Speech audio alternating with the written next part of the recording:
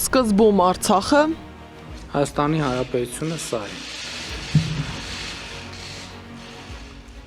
հիմա էլ հայոց ցեղասպանության հարցն է օրակարգում։ Այս համոզմունքն ունի փորձագիտական դաշտը։ Ասում են հայկական օրակարգում վերջին տարիներին փոխվել են առաջնահերթությունները։ Արցախի հարցը աստիճանաբար դուրս է եկել ակտիվ քաղաքական քննարկումներից։ Հերթը հայոց ցեղասպանությանն է։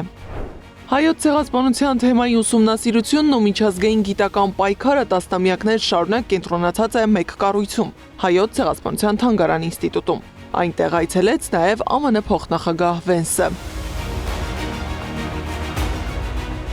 Վենս ամուսիններին հուշահամալիրում ուղեկցում էր թանգարան ինստիտուտի տնօրեն Էդիտա Գզոյանը։ Սումգայիթի, Բաքվի, Գանձակի, Ջարդերի, Զոհերի հիշատակի խաչքարերի կողքով անցնելիս պատմել է այդ արյունոտ իրադարձությունների, նաև Արցախի պատերազմի մասին։ Հյուրերին փոխանցել գրքեր Արցախի խնդրի ու հայոց ցեղասպանության մասին։ Այցին հաջորդեց Փաշինյանի գնահատականը։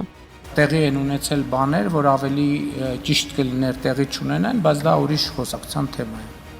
Առանձին քննարկվեց արդյոք, պարզ չէ, բայց Փաշինյանի հայտարարությանը հաջորդեց Գզոյանին պաշտոնից հեռացնելու մասին լուրը, որը նոր հարցեր է բարձրացրել։ Խոսքը պարզապես կադրային փոփոխության մասին է, թե ավելի լայն գործընթացի։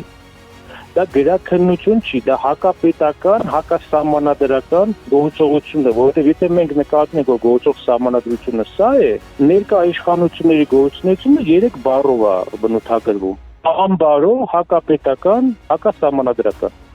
Թանգարան ինստիտուտի նախկին աշխատակցի կարծիքով Գզոյանի տնօրինության 2 տարիները եղել են Թանգարան ինստիտուտի պատմության ամենաարդյունավետ տարիները բազմաթիվ ոլորտներում՝ գիտական հոդվածների աննախադեպ քանակ, միջազգային ու վարկանիշ ունեցող հանդեսներում։ Հայկ Մարտիրոսյանի խոսքով պատճառը պետք է այլ տեղում փնտրել։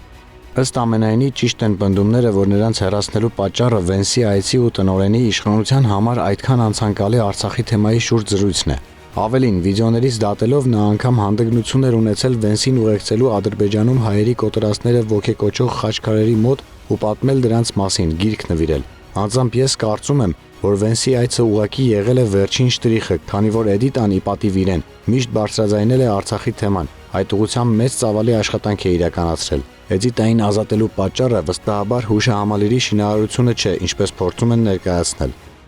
Որոշ մասնագետների կարծիքով էլ խնդիրը միայն կադրային չէ։ Նրանք մտահոգություն ունեն, որ նման որոշումները կարող են թուլացնել ինստիտուտը եւ մարգինալացնել ցեղասպանության թեման։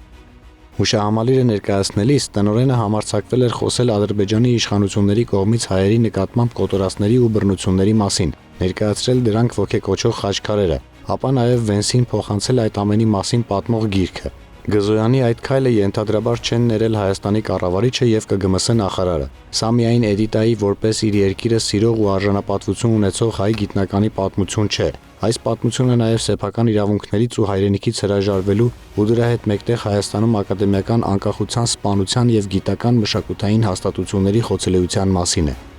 Վարդանյանի խոսքով որոշումը կամայական են կայացրել, անտեսել են հայոց ցեղասպանության թանգարան ինստիտուտի աշխատակազմի կարծիքը, որը միասնականորեն դեմ է արտահայտվել դրան։ Ավելին, դրան կտրուկ դեմ են եղել հոգաբարձուների խորհրդի գիտական անդամները։ Որպես բողոքի նշան խորհուրդը լքել է նախագահ ֆրանսիահայ պատմաբան Ռայմոն Գևորգյանը, որին հետևել է նաև խորհրդի անդամներ Հարություն Մարությանը, Հրանուշ Խարատյանը եւ Ստեփան Աստուրյանը։ Իսկ նախկին տնօրեն Հայկ Դեմոյանի խոսքով կատարվողի վերաբերյալ պետք է հայտարարություն անի Էդիտա Գզոյանը։ Այս պահին բացակա օղակը շղթայի մեջ դա Էդիտա Գզոյանի բացատրությունն է, որովհետև լինելով այդ պաշտոնին նա ուղղակի պարտավոր է հանրային բաց ձևաչափով եւ օբյեկտիվորեն անի հայտարարություն, ինչն է դրդել իրեն կամ ով է դրդել իրեն, որպեսզի նա ներկայացնի հրաժարականի կամ հեռացման դիմուկ։ Հայոց ցեղասպանության ուսումնասիրությունը միայն պատմության հարց չէ, այն նաև ազգային հիշողության եւ միջազգային քաղաքականության մաս է։ Իսկ թե ինչ ազդեցություն կունենա այս որոշումը ինստիտուտի աշխատանքի վրա, պարզ կլինի առաջիկայում։ Գառնի Մութաֆյան, Նոնա Գևորգյան, ABC Media։